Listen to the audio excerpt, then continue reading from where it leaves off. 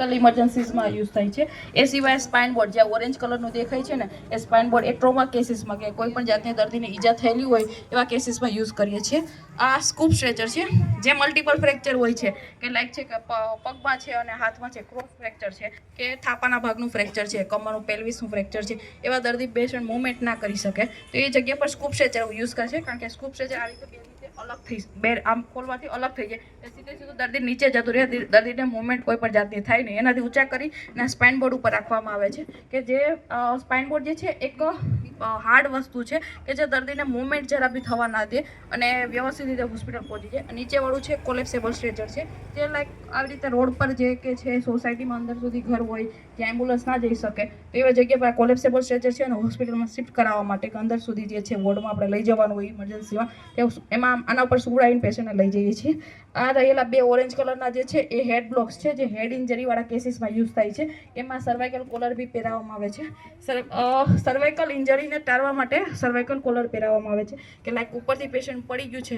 5-7 ફૂટ ઉપરથી પડી ગયું છે કે એથી વધારે છે, કે પછી વ્હીકલ કોલિઝન છે, મીન્સ કે એક્સિડન્ટ એવી રીતે થયું અને દર્દી માથું આવી રીતે થયું, તો એવા કેસીસમાં સર્વાઇકલ ઇન્જરી થઈ શકે. સર્વાઇકલ જે છે આપણા અહીંયા ગળાના મણકા છે, 7 મણકા રહેલા છે સર્વાઇકલ,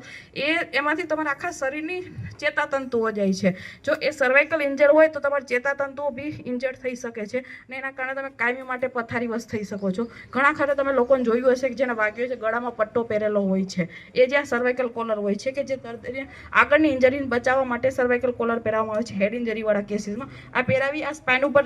બોર્ડ ઉપર રાખી અને હેડ બ્લોક લગાવી દેવામાં આવે છે, કારણ કે દર્દીને માથામાં વાગ્યું હોય છે એ સમયે પોતાને ખ્યાલ નથી હોતો કે એમની સાથે શું થઈ રહ્યું છે. એ સમયે એમનું બિહેવિયર છે ને લાઈક રાવડી ટાઈપ થઈ ગયું હોય છે,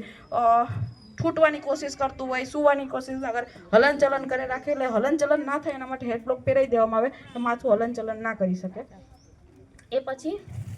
આ સ્પ્લિન્ટ છે, જે ફ્રેક્ચરવાળા કેસીસમાં યુઝ થાય છે, કે દર્દીને તમે એમ્બ્યુલન્સમાં જતા એટલે થોડાક રસ્તા આપણે એવા ફોરેન જેટલા તો છે જ નહીં કે ખાડા ના હોય, એમ ખાડા આવવાના જ છે, દર્દીને મૂવમેન્ટ થવાની છે, દુખાવો થવાનો છે, જે ના થઈ શકે એના માટે સ્પ્લિન્ટ લગાવવામાં આવે છે. તમે જોયું જશે પેલા પીઓપી લગાવે છે, વ્હાઇટ કલરનો પાટો બાંધી આવે. અમારી પાસે વ્હાઇટ કલર તો ના હોય પણ આ રીતના સ્પ્લિન્ટ હોય છે, જે દર્દીનો પગ જે છે કે હાથમાં જ્યારે ફ્રેક્ચર થયું હોય એ સ્થિર રહી શકે એના માટે સ્પ્લિન્ટ રહેલી છે.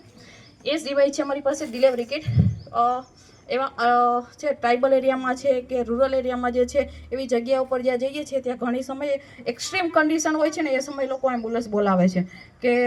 લાઈફ કન્ડિશન આવી ગયું છે, બાળક ડિલિવરી થવાનો સમય થઈ ગયો હોય, એ સમયે એમ્બ્યુલન્સ બોલાવે છે, એ સમયે અમારે ડિલિવરી કરાવવી પડે, કે અમે ત્યાં પહોંચ્યા પહેલાં થઈ ગઈ હોય કે પછી અમે પહોંચીએ ત્યારે થાય, અધરવાઇઝ કાંઈ એમ્બ્યુલન્સમાં થાય, એ સમયે ડિલિવરી કરાવવી પડે. તેના માટે ડિલિવરી કિટ આવે છે, ડિસ્પોઝેબલ આવે છે, સિંગલ ટાઈમ અમે યુઝ કરીએ છીએ. આની અંદર જે તે બાળકને ડિલિવરી કરાવવા માટે જેટલી બી વસ્તુની જરૂર પડે એ બધી વસ્તુ આની અંદર આવેલી રહી છે.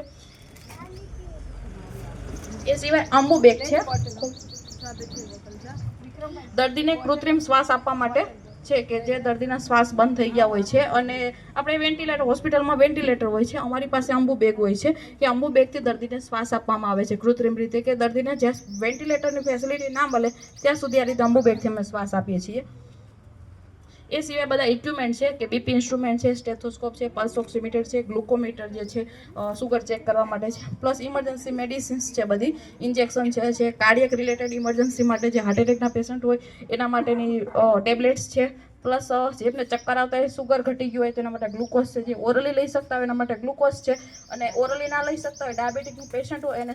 સખત સુગર ઘટી ગયું હોય છે, બેભાન હોય, એ મોઢેથી ના લઈ શકે તો એના માટે ગ્લુકોઝનો બોટલ આવે છે D25, એ છે. એ સિવાય જેના શરીરમાં એકદમ ફ્લુઇડ ઘટી ગયું હોય છે, લાઈક કે ડાયરિયા, વોમિટિંગ છે, કે કોઈ ઇન્જરી થઈ હોય છે એના કારણે બીપી ઘટી ગયું હોય, ફાસ્ટિંગ કરતા હોય અને બીપી ઓછું હોય તેના માટે ફ્લુઇડ ચડાવવા માટે જે છે.